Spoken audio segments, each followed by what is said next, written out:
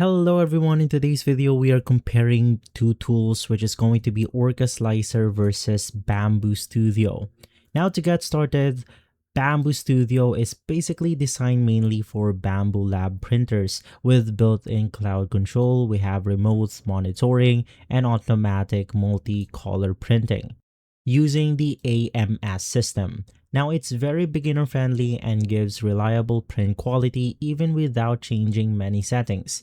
On the other hand, we have Orca Slicer, which is more advanced and flexible. Basically, it supports different printer brands and includes built-in calibration tools like temperature towers, flow rate, tuning, and pressure advance, which helps improve quality and performance.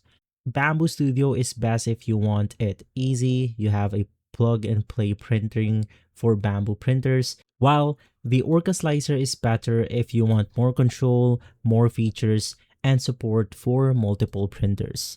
So that's going to be the short comparison for both. Basically, if you have a Bambu printer, use Bambu Studio.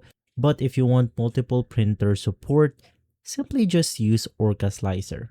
If this video has been helpful, leave a like, subscribe, and follow Guide to Everything for more videos like this. Thanks for watching.